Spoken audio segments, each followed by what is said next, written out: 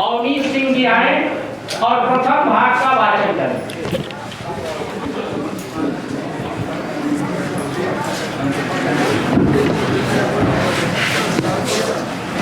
बता दें मानो भैया, दूसरा करेंगे? ठीक है, पढ़ने लीजिए तो जानते हैं। अच्छा ठीक।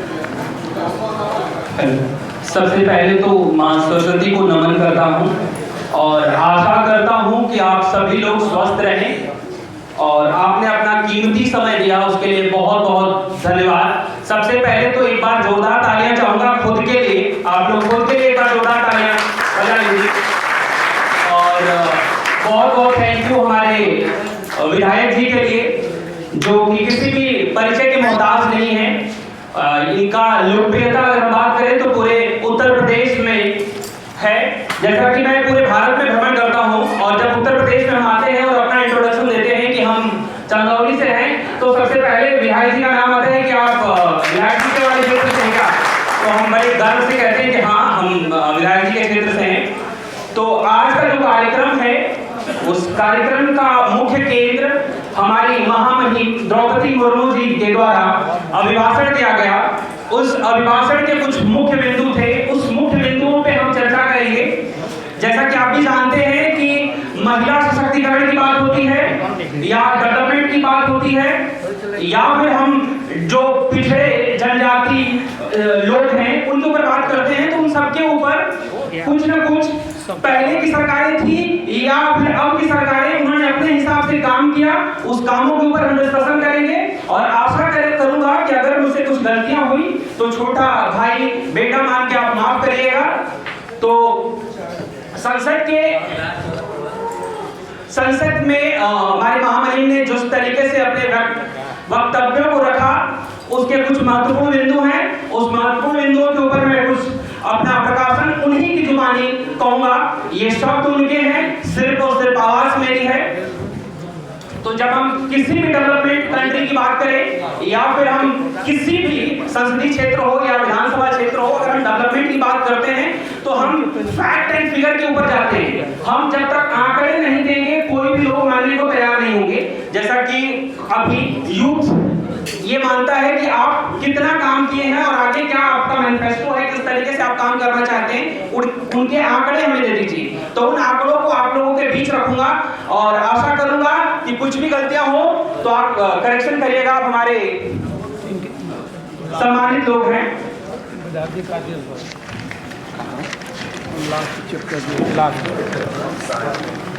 तो महामहिम अभी विधायक जी को कई कार्यक्रमों में जाना है, समय का अभाव है, इसलिए मैं अवनीश जी से आग्रह करूंगा कि चौथे भाग का एक पैराग्राफ पढ़ के कार्यक्रम को इस कार्यक्रम को यहाँ विराम देंगे, फिर विधायक जी का जैसा कि ये पूरे के पूरे शब्द महामहिम द्रौपदी मुर्मू जी के हैं, सिर्फ मेरी आवाज है और ये आवाज आप लोगों तक पहुंचाना भारतीय जनता पार्टी के हाईकमान का आदेश है और हमारी युवा शक्ति इसके लिए हमेशा तत्पर रहेगी और आशा करता हूं कि हमेशा विधायक जी का ऐसे ही सपोर्ट बना रहेगा।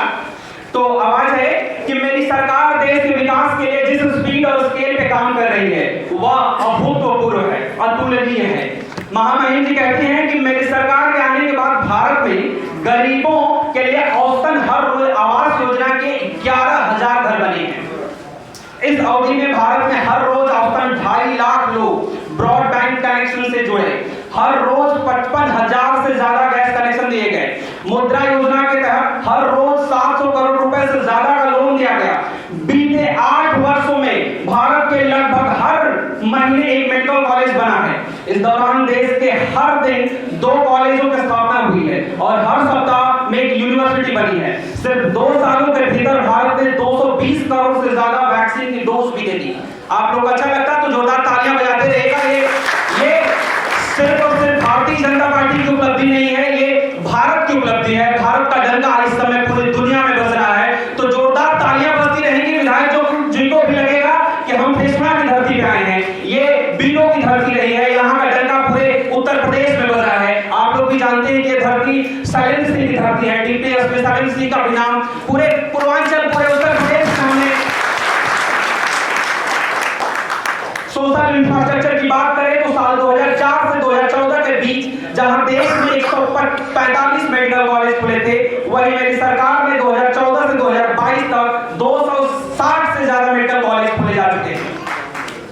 इसी प्रकार फिजिकल इंफ्रास्ट्रक्चर में देश में कई नए रिकॉर्ड बने हैं। प्रधानमंत्री ग्राम सड़क योजना में 2013 से 2017 तक करीब 3,21,000 किलोमीटर की सड़कें बनी थी, जबकि 2021 और 22 में ग्रामीण सड़कों का नेटवर्क 7 लाख किलोमीटर से भी ज्यादा हो गया है। नेशनल हाईवे नेटवर्क के पिछले 8 वर्षों के दौरान 55% से भी ज्यादा बढ़ोतरी हुई है। जल्द ही भारतमाला प्रोजेक्ट के तहत देश में 550 से ज्यादा जिले हाईवे से जुड़ जाएंगे। अर्थव्यवस्था को गति देने वाले कॉरिडोर की संख्या 6 से बढ़कर 50 होने वाली है। इस तरह देश का एविएशन सेक्टर यानी कि हवाई मार्ग भी बहुत तेजी से डेवलप कर रहा है। साल 2014 तक जहां देश के एयरपोर्टों की संख्या 74 थी, वहीं बढ़कर 147 हो गई है। आशा करूंगा कि अगर हम इस उपलब्धियों को गिनाते रहेंगे तो समय बहुत कम पड़ जाएगा, और इस तरीके से मैं अपनी बाणी को यही विराम देता हूं और संचालन